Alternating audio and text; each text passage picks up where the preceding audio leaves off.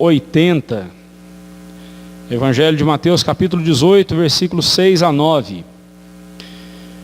Mateus 18, 6 a 9. O presbítero Edson já está distribuindo o estudo para você acompanhar.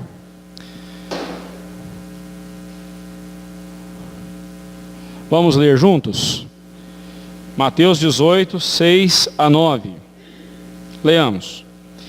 Qualquer, porém, que fizer tropeçar a um destes pequeninos que creem em mim, melhor lhe fora que se lhe pendurasse ao pescoço uma grande pedra de moinho e fosse afogado na profundeza do mar.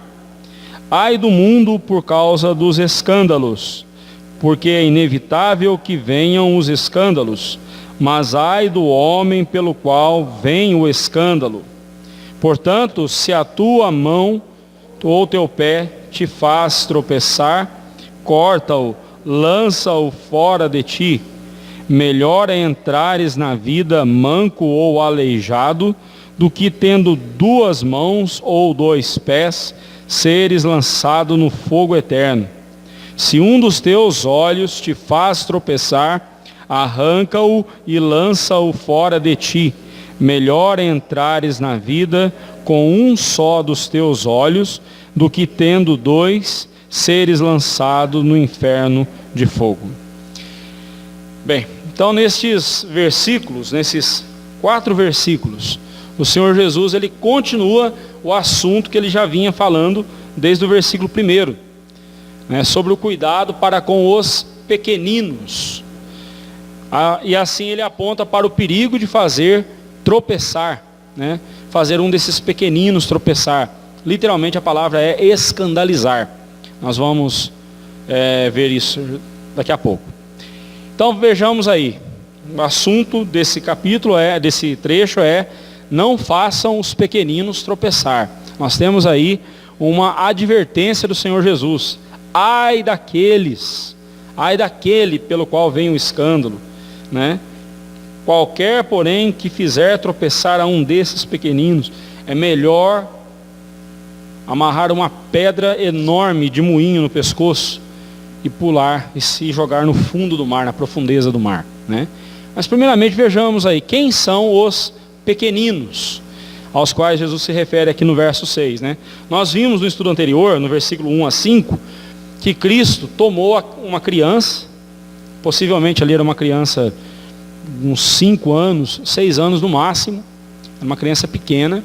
Ele toma aquela criança, e quando nós cruzamos as informações com o Evangelho de Lucas e de Marcos, nós temos alguns detalhes, né? Que Lucas diz que Jesus colocou a criança do seu lado, Marcos diz que Jesus tomou a criança nos braços, então era uma criança pequena. E essa criança, nos braços de Jesus, um estranho, essa criança não ficou com medo, não ficou agitada, pelo contrário, ela simplesmente obedeceu a Jesus e ficou tranquila ali nos braços de Jesus. E Jesus toma aquela criança e diz, lá no verso 4, portanto, aquele que se humilhar como esta criança, aquela criança que ele segurava nos braços, esse é o maior no reino dos céus. Então ele mostra que o crente, o servo de Deus, tem que ser alguém humilde. A humildade tem que ser a característica do servo de Deus, né? E humildade conota dependência, conota confiança em Cristo Jesus. Mas aqui no verso 6, quando Jesus fala dos pequeninos que creem nele, né? Não que criança não possa crer em Jesus, nós temos visto isso, crianças ainda em tenra idade já expressam sua fé em Cristo, né? Eu mesmo tenho visto isso acontecer várias vezes, crianças bem novinhas confessando a sua fé em Jesus, né? E isso é algo não só possível, como algo maravilhoso. Mas aqui quando Jesus fala, qualquer um, porém, que fizer tropeçar a um destes pequeninos que creem em mim, então aqui pequeninos não é só as crianças, mas também é uma linguagem figurada referindo-se aos discípulos de Jesus, aqueles que creem em Jesus, né? Os discípulos de Cristo, né? Não percamos de vista, é importante a gente entender, e que a palavra pequeninos aqui, o Senhor Jesus está corrigindo um pecado de orgulho daqueles discípulos. Eles vinham discutindo sobre quem era o maior no reino dos céus. E aí Jesus fala: se você quer ser o maior, saiba que no meu reino, os pequeninos, aqueles que são os menores, os pequeninos, os mais humildes, eles têm o meu cuidado. Eles têm o meu cuidado. E eu não admito que alguém faça um desses meus pequeninos tropeçar. Mais uma vez aqui, irmãos, eu chamo a atenção da igreja, né? A nossa igreja tem poucas crianças. Poucas, né? Quem sabe aí essa moçada se casando, né? Deus vai fazer essa igreja ter bastante filhos, bastante crianças, né? Mas enquanto isso, vamos orar pedindo a Deus para trazer famílias, e trazer famílias com crianças. E na nossa igreja, as famílias que têm crianças em casa, ainda que não sejam seus filhos, né? Dê um jeito de trazê-los na casa do Senhor, né? O fazer uma criança tropeçar, fazer um pequenino tropeçar, não é só atrapalhar ele de vir na casa do Senhor. O fato de você não trazê-lo, podendo trazer, e você não o traz, você já está fazendo essa criança tropeçar. É igual quando eu vejo uma mãe com criança pequena, com um bebezinho pequeno, aqui na igreja. A criança começa a chorar, o pai ou a mãe sai e fica com a criança lá fora, né? Para a criança ficar calma. E é impressionante como que é a natureza humana. A criança, em pouco tempo, ela descobre que lá fora é mais interessante que aqui dentro. E aí ela chora para o pai tirar. E eu estou falando de bebezinho, tá, gente? Não estou falando de criança maior, não, estou falando de bebezinho. Criança, nós temos que entender que as crianças, elas são pecadoras. E já são predispostas contra Deus. Elas não querem as coisas de Deus. Por isso mesmo nós temos que ensiná-las no caminho do Senhor, trazê-las na presença de Deus e ensiná-las na presença de Deus, né? Então pense nisso. Os pequeninos são valiosos, são importantes para Deus. Os discípulos estavam discutindo quem era o maior no reino dos céus. Jesus vem e mostra para eles: vocês estão preocupados em quem é o maior? Eu quero dizer para vocês que o menor no meu reino tem o meu olhar, tem o meu cuidado, e não só isso, tem a minha ira contra aqueles que fizerem os pequenos tropeçar. E aí nós vemos a outra pergunta: o que significa tropeçar? Aí no verso 6 e verso 7, né? Essa é outra questão que nós precisamos responder aqui no texto. O que significa esse tropeçar? Qualquer que, porém, que fizer tropeçar, fazer tropeçar, né? O verbo fazer tropeçar, como já foi apontado lá no começo do estudo, é o ato de fazer alguém tropeçar. Literalmente significa fazer alguém errar, cair em pecado. O verbo grego, que é traduzido aqui por fazer tropeçar, ou fizer tropeçar, né? Está aqui um subjuntivo, né? Fizer tropeçar, é o verbo escandalizo, que nos lembra uma palavra portuguesa bem conhecida nossa: escandalizar, né? Escandalizar para nós significa, fulano se escandalizou, ele ficou assustado, né? Estupefato diante de uma situação. Meu Deus, que coisa, né? Se escandalizou, né? Mas a palavra escandalizar no grego significa literalmente colocar uma pedra, fazer alguém tropeçar, colocar uma pedra no caminho da pessoa, para a pessoa tropeçar e cair, né?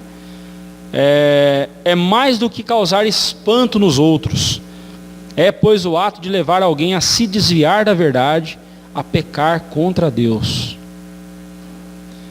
Então aqui nós estamos falando de um ato deliberado. Não estou falando aqui, por exemplo, de repente eu falo alguma coisa aqui e escandaliza você. Você fica, nossa, meu pastor falou uma coisa dessa, que absurdo, né? Eu não tive a intenção de escandalizar, de horrorizar você, né? Aqui, quando Jesus fala de tropeçar, fazer tropeçar ou de escandalizar, ele está falando aqui daquela ação deliberada em que eu vou fazer tal coisa para desviar a dona Neide do caminho do Senhor, para fazer a dona Neide se desviar da presença de Deus, né? É alguém que tem uma decisão em seu coração de fazer algo pecaminoso para levar um crente a se afastar da presença de Deus. Um líder na igreja, por exemplo, um pastor, ou um presbítero, ou um diácono, que comete, ele sabe que é pecado, ele sabe que aquilo desonra a Deus, mas mesmo assim ele vai e insiste e comete aquele pecado. Ele estava pensando só nele. Ele estava pensando só em satisfazer a sua vontade. Mas ele não estava levando em consideração que outras pessoas estariam vendo ele, que a igreja estaria olhando para ele, e muitos na igreja, neófitos, novos na fé, irão se escandalizar, irão ficar abalados com aquela atitude e até mesmo se desviarem da presença do Senhor. Isso acontece. Isso acontece. Eu creio que você conhece alguém que um dia se desviou da igreja porque descobriu que o pastor caiu em adultério, ou porque o pastor roubou a igreja, ou porque o presbítero fez tal coisa errada, né? Todos nós conhecemos pessoas assim. Ai destes que trouxeram escândalo. Agora preste atenção. Se a tua fé é tão fraca ao ponto de qualquer coisa te escandalizar e te tirar da presença do Senhor, então a sua fé também tem que ser reavaliada. Não é mesmo? Porque a fé do crente, ela tem que ser forte, tem que ser firme, ainda que o escândalo seja terrível, ainda que a perseguição seja feroz, ainda que a situação seja totalmente contrária a ele, mas ele tem que permanecer firme na presença do Senhor. A fé tem que ser firme na hora da tribulação. Uma fé que se abala diante da tribulação e eu fujo e eu me desvio da presença de Deus, então que fé é essa também? Não é? Mas aqui tem a ver também com a ação de alguém que quer fazer um pequenino se desviar. E nos nossos dias a gente tem visto isso aí. A gente vê um material didático escolar que tem sido distribuído nas escolas, que tem levantado aí os ânimos de muitos parlamentares, de muitos educadores, e tem promovido uma verdadeira guerra entre as ideologias, entre os grupos, né?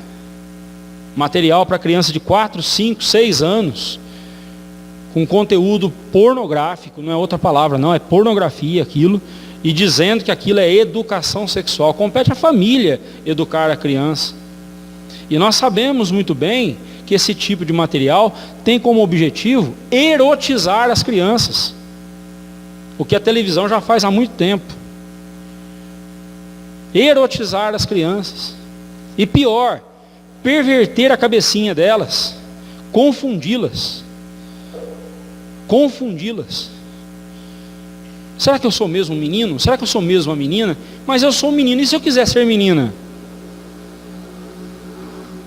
O profeta Isaías fala, né? Ai daqueles que chamam o bem de mal e o mal de bem, e arrastam para si cordas com iniquidade, né? Puxam a iniquidade como se ela estivesse amarrada na ponta de uma corda, e ele puxa, como tirar a água do balde, né? De um poço. Ele puxa a corda e tira a água do fundo do poço. Ai daqueles que puxam a iniquidade para si, pervertendo as crianças, pervertendo o que é natural nelas. Não é? Ai destes que fizerem um desses pequeninos que creem no Senhor Jesus se desviarem. Aqui o Senhor Jesus está falando especificamente daqueles que creem nele, então ele está falando dos crentes. Ai daqueles que são abalados em sua fé por causa do escândalo de uma pessoa, de alguém que colocou uma pedra e fez a pessoa cair, e fez a pessoa tropeçar na fé. E aí Jesus completa e diz, né, melhor lhe fora se lhe pendurasse ao pescoço uma grande pedra de moinho e fosse afogado na profundeza do mar. Né? Aqui essas duas figuras, essa grande pedra de moinho e a profundeza do mar, mostram para nós, são figuras de linguagem que mostram para nós que é melhor alguém sofrer uma calamidade mortal do que fazer um pequenino se desviar, do que fazer um pequenino tropeçar.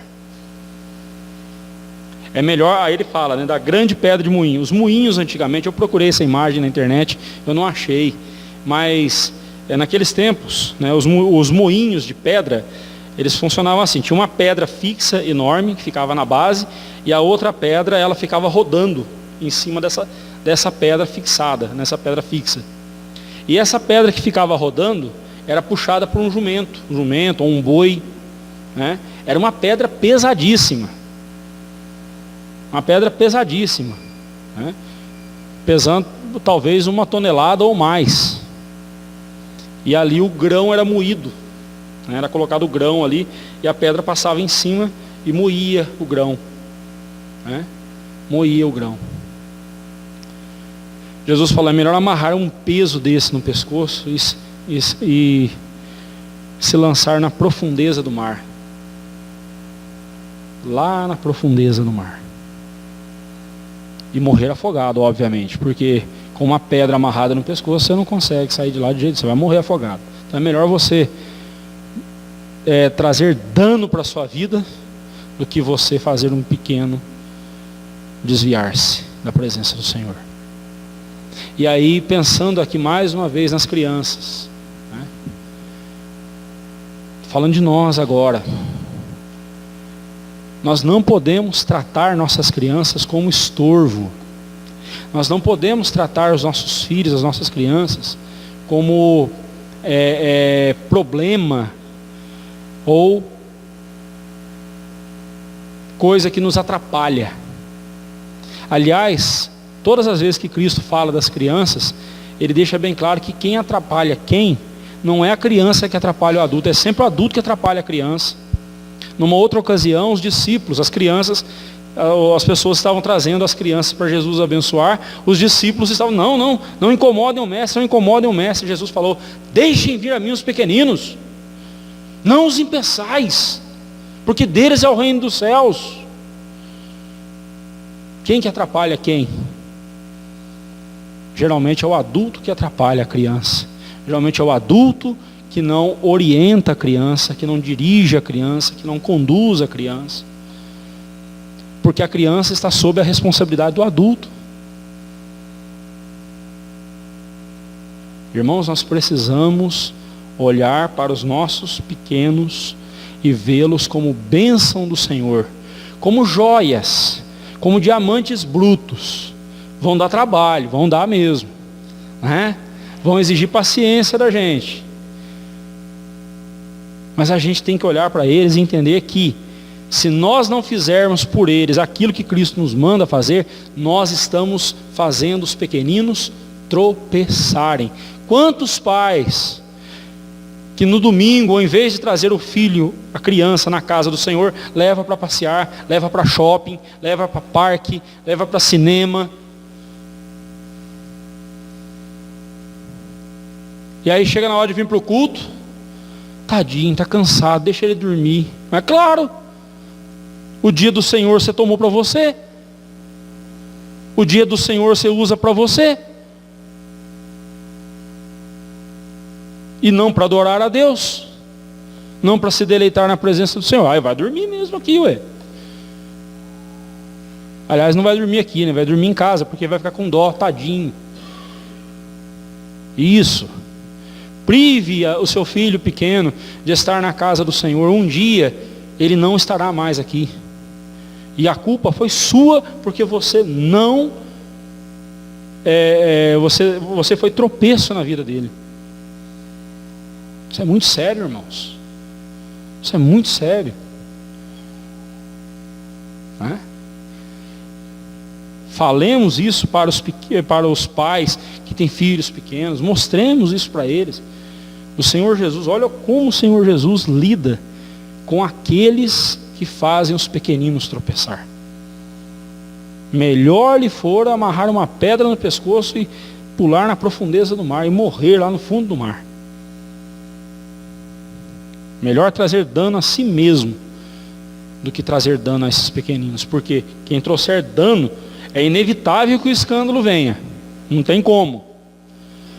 Não tem como. Os escândalos são inevitáveis simplesmente pelo fato de que nós estamos nesse mundo. E esse mundo, né, a humanidade, né, mundo aí significa a humanidade, a raça humana. A raça humana é totalmente alienada de Deus. Ela é totalmente apartada de Deus. Ela não quer nada com Deus. Enquanto Deus não converte o coração, enquanto Deus não transforma o coração não quer saber de Deus.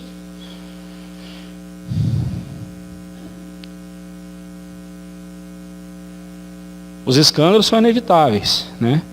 E eles só acontecem porque nós estamos num mundo pecador, onde só existem pecadores, que fazem outros pecarem o tempo todo, né? Porém, pela graça de Deus, é possível vencer a tentação. É outro significado para a palavra escândalo, né? Escândalo significa, a palavra escândalos, ou escândalon, lá no grego, significa tentação, algo que te tenta para te separar da presença de Deus, para tirar você da presença de Deus. A tentação faz isso conosco. Nós somos tentados ao pecado, porque o propósito da tentação é tirar-nos da presença de Deus, é desviar-nos da presença de Deus, né? Bem, versículo 8 e 9, eles falam de um assunto que nós já tratamos dele quando nós estudamos o capítulo 5, versículo 29 e 30, né? Mateus 5, 29 e 30. Já faz um bom tempo, já faz alguns meses. Eu creio que você não se lembra, mas eu vou refrescar a sua memória aqui agora, né? É o princípio da amputação radical. Ao mesmo tempo em que a pessoa deve tomar cuidado para não fazer nenhum dos pequeninos de Cristo cair no pecado, essa pessoa também é necessário e imprescindível que essa pessoa também cuide de si mesma para não cair em pecado. No mesmo momento em que você tem que tomar cuidado para não fazer ninguém tropeçar, nenhum dos filhos de Deus, nenhum dos pequeninos de Cristo tropeçarem, você também tem que tomar cuidado para você também não tropeçar. O apóstolo Paulo fala isso lá em 1 Coríntios, aquele que pensa estar em pé, cuide para que não caia. Se você pensa que está em pé, mas cuidado, você pode não estar em pé. Mas se você estiver em pé, tome cuidado para não cair. Se você acha que você está firme, tome cuidado para você não cair no pecado, né? Essa demonstração nós já vimos lá em Mateus 5, 29 e 30, né? E ela tem algumas alterações aqui, leves alterações. Eu não vou nem me deter nessas alterações aqui. Depois você pode comparar os dois textos. Você vai ver ali as diferenças que há entre as duas passagens. São coisas mínimas, né? Que não convém nem a gente perder aqui o nosso tempo avaliando elas, né? São só diferenças mínimas mesmo na redação, né? Mas o objetivo principal aqui do texto, que nós não podemos perder de vista, é: para vencermos a tentação, é necessária uma atitude drástica, a saber, a amputação radical. Se tua mão ou teu pé te faz tropeçar, né, te coloca escândalo na sua vida, ou seja, te faz tropeçar, te faz pecar, corta a tua mão, corta o teu pé. É melhor você entrar sem uma mão ou sem um pé no reino dos céus, do que você ter o seu corpo todo lançado no inferno. E o verso 9, ele repete a mesma ideia, né? Só que ele fala dos olhos. Se os teus olhos te fazem tropeçar, arranca-o Se um dos teus olhos, né, te faz tropeçar, arranca, lança de ti. É melhor você entrar cego de um olho na vida eterna do que com os 2 olhos enxergando bem para o inferno, né? Prefiro enxergar mais ou menos o céu do que enxergar bem o inferno. Mas o que o Senhor Jesus está mostrando para nós aqui? Por mãos e pés, nós estamos aqui falando de ações, né? Aquilo que fazemos, ou naquilo que andamos, comportamento, ações. Por olhos, aquilo que alimenta o nosso coração, aquilo que nós vemos que alimenta o nosso coração, porque o nosso coração tem 2 portas de entrada e uma de saída. As 2 portas de entrada são os ouvidos e os olhos, e a porta de saída, a boca. A boca fala do que está cheio o coração, né? E às vezes a gente fala mais do que escuta, né? Do que a gente despeja mais do que retém, né? E Deus nos deu condições de reter muito mais do que pôr para fora, né? Vamos lá. Então esse é o princípio da amputação radical. Eu uso essa expressão, ela não é minha, ela é do pastor Jay Adams. Pastor Jay Adams, pastor presbiteriano, ele desenvolveu todos os princípios do aconselhamento bíblico. Então tudo que nós temos hoje em dia sobre aconselhamento bíblico, se alguém vai estudar sobre aconselhamento bíblico, tem que passar por Jay Adams, não adianta, porque Jay Adams é a base de tudo, é ele que é o pioneiro no assunto, né? Nós temos uma dívida muito grande com esse servo de Deus. Foi um grande instrumento nas mãos de Deus, ressaltando que a palavra de Deus é não só inerrante, ou seja, ela é perfeita, como também ela é suficiente para tratar do seu coração. Você não precisa de mais nada além da palavra de Deus para cuidar do seu coração, para tratar dos temores do seu coração, para tratar das aflições da sua alma, para tratar dos pecados do seu coração. Você não precisa de nada além da palavra de Deus. Ela é quem restaura. É ela que restaura a nossa alma. Leia o Salmo 19. Ali você vai ver o que é a palavra de Deus e o que ela faz, né? Mas voltando aqui, Jay Adams propõe o princípio da amputação radical. O que ele está dizendo com isso? Quando Jesus fala de cortar a mão, cortar o pé, arrancar o olho, ele não está falando aqui de um ato literal, ou seja, não é para você pegar um serrote aí e serrar a sua mão, né? Ou cortar um dos seus pés, ou pegar uma faca e arrancar o seu olho. Não é isso que ele está falando. Ele está dizendo aqui o seguinte: tire da sua vida,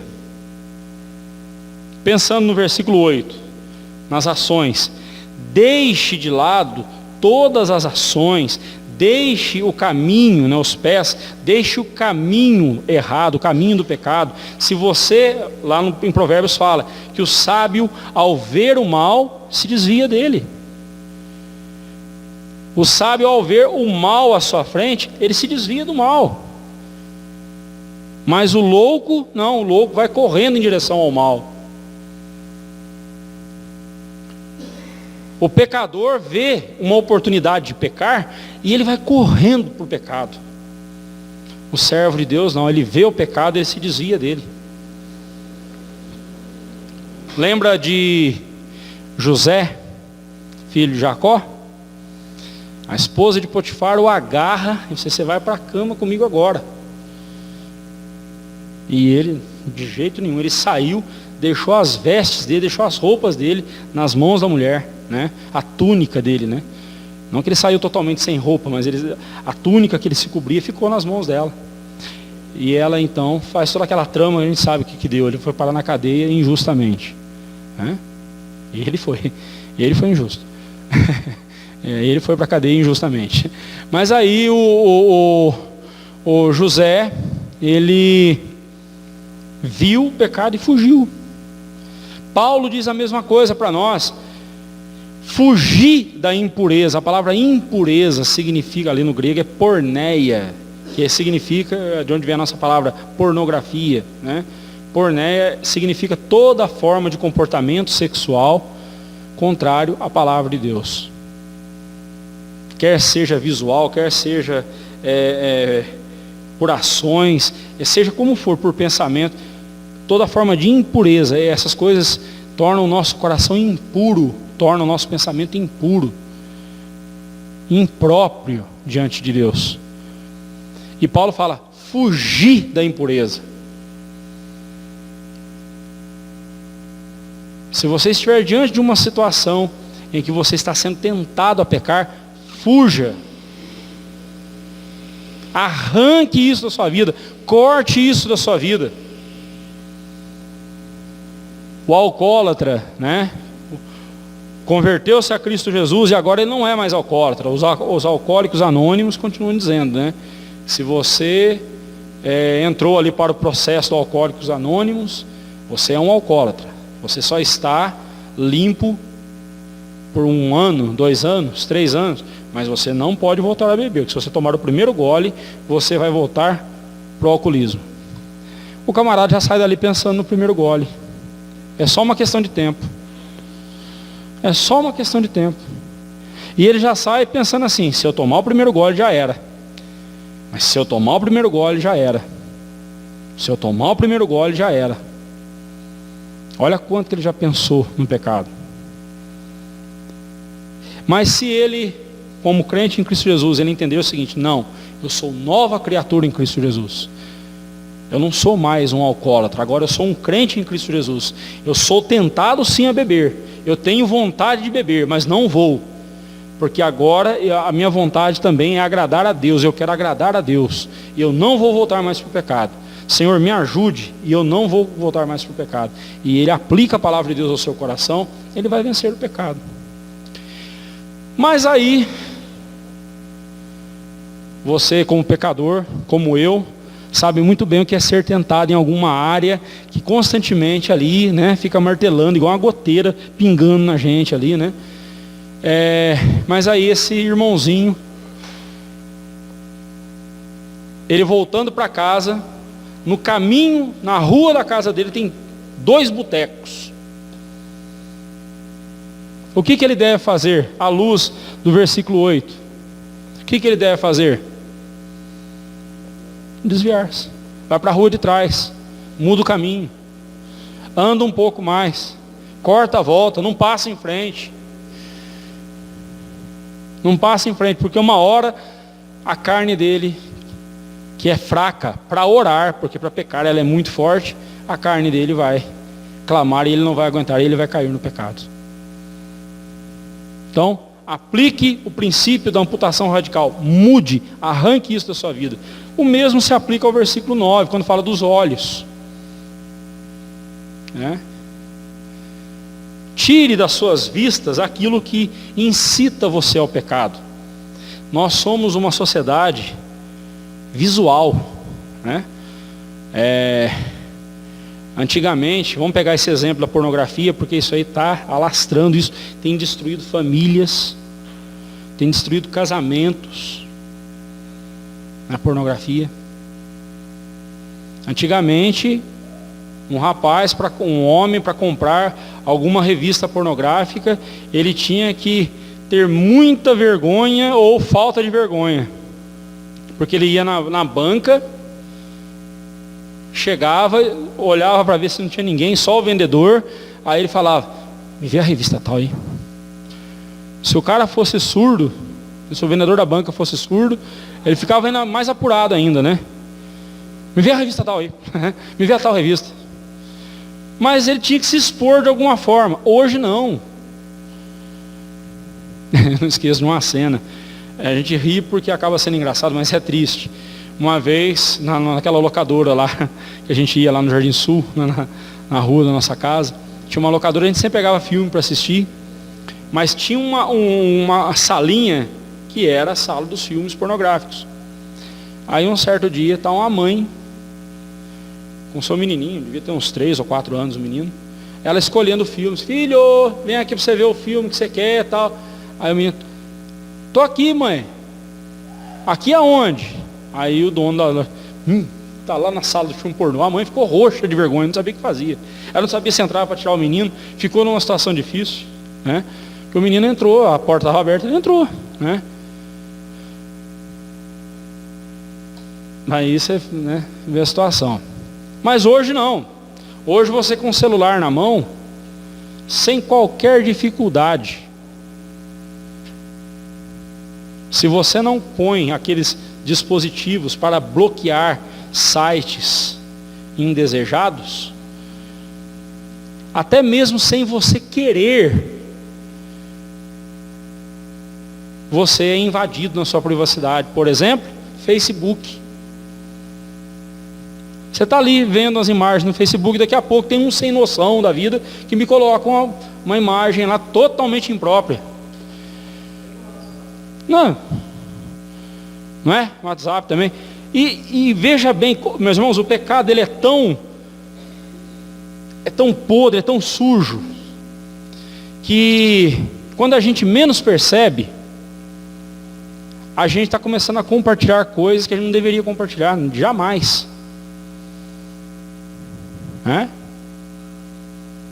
Que a gente não deveria compartilhar jamais. Em outra circunstância, em outra época, a gente jamais pensaria em compartilhar um negócio daquele.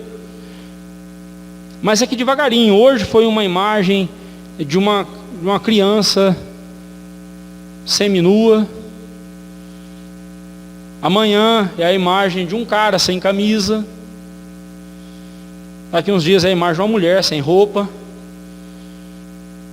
E as piadinhas, né? A pessoa rindo das piadinhas, mas a imagem está lá estampada.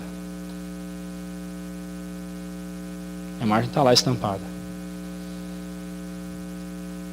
E a gente não sabe por quê. A gente sabe, né? Só não admite. Por que que nos nossos dias tem havido tantos adultérios, tem havido tantos divórcios,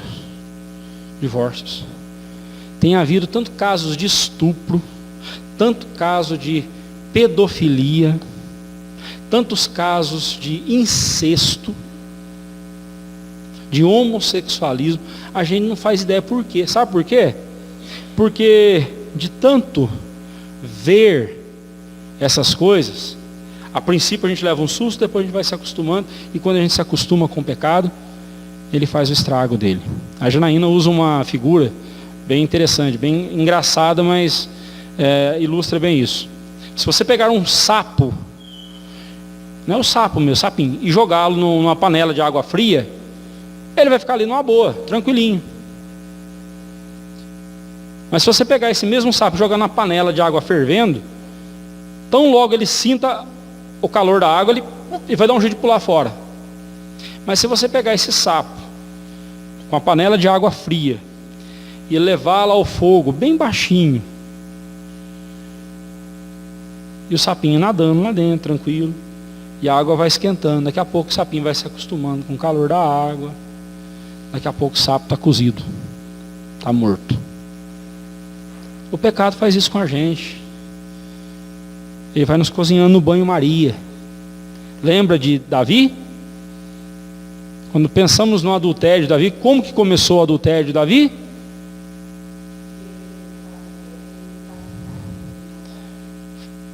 Isso aí foi o ponto visível, né? Mas o ponto que está no coração, estava no coração dele, que a gente jamais pode ver, mas é ali que tudo começa, é quando ele deixou de contemplar a glória de Deus, quando ele se deixou levar pelo comodismo do momento. Aí ele deixou de estar com os soldados lá na guerra, era lá que ele devia estar. Aí ele estava dormindo, porque a Bíblia diz que ele levantou-se à tarde, ou pelo menos deitado. Deitado à tarde é só em algumas ocasiões. Ou você trabalhou a noite inteira e você dorme durante o dia, né? Ou você está com crise de labirintite, né? Com alguns aí, né? Crise de labirintite. Ou você é um vagal. Você não tem nada para fazer. Ou tem, né? Porque o vagal não é aquele que não tem nada para fazer. O vagal é aquele que tem muita coisa para fazer, mas se entrega à camofa, né? Se entrega ao ócio. O que não se aplica, por exemplo, a quem é aposentado. Trabalhou a vida inteira, ralou a vida inteira, agora está aproveitando, está descansando. Não tem nada demais isso. É outra história. Eu estou falando daqueles que, olha, eu tinha que estar no meu trabalho agora, eu tinha que ter entrado no serviço. Mas hoje eu não fui não, hoje não deu vontade. Estava indisposto. Indisposto não, estava com preguiça mesmo. Foi o que aconteceu com Davi. E aí, o ambiente estava preparado. A panela de água quente já estava prontinha para ele, né? Para cozinhar o sapo. De água morna, né? Aí Davi chega no terraço do prédio, do palácio, e lá de cima ele vê Batseba tomando banho. Seu coração se enche de luxúria, de pecado, transborda de pecado, manda trazer a mulher e a gente já sabe o que aconteceu. Adultério, assassinato, né? Traição, tudo. Nossa, muita coisa aconteceu na vida de Davi. Por causa do pecado dele. Porque ele não tirou dos seus olhos aquilo que poderia fazê-lo pecar. Não é arrancar os olhos, não é cortar as mãos, não. É tirar do nosso alcance aquilo que possa nos fazer pecar. É tirar das nossas vistas aquilo que possa nos incitar ao pecado. Esse é o princípio da amputação radical. Aplicações práticas para nós aí, irmãos. O verdadeiro discípulo de Cristo é alguém por quem ele, né, Jesus, tem tanto amor e apreço, vendo-o como um pequenino, um frágil ser que precisa do seu cuidado e amor. É assim que Cristo nos vê. Nós somos os pequeninos de Cristo, né? Este verdadeiro discípulo replica em seu viver o amor que Deus lhe deu. E como é que o discípulo de Cristo replica este amor que Deus lhe deu? Primeiramente, amando a Deus. Alguém que foi transformado pelo amor de Deus, quererá somente agradá-lo e honrá-lo em seu viver. Por esse motivo, viverá em santidade de vida, por saber que este é o jeito de viver que agrada a Deus. Logo, tal discípulo terá cuidado com o seu próprio coração, retirando diante de si coisas que possam levá-lo ao pecado. Então, como é que eu mostro que eu amo a Deus? Obedecendo a Ele. E obedecer a Deus significa me apartar do pecado e servir a Deus, né? Mas também eu mostro que eu sou um discípulo de Cristo, que tem o amor de Deus na minha vida, não só amando a Deus, mas amando o meu próximo, em especial os discípulos de Cristo, os meus irmãos na fé. Por esta razão, o discípulo de Cristo evitará a todo custo não ser causa de tropeço a esses servos de Deus, que lhes são muito preciosos aos seus olhos, né? É assim que nós mostramos amor. E aí eu encerro citando 1 Pedro 4:8, um versículo que resume tudo isso que nós dissemos aqui. Acima de tudo, porém, tende amor intenso uns para com os outros, porque o amor cobre multidão de pecados.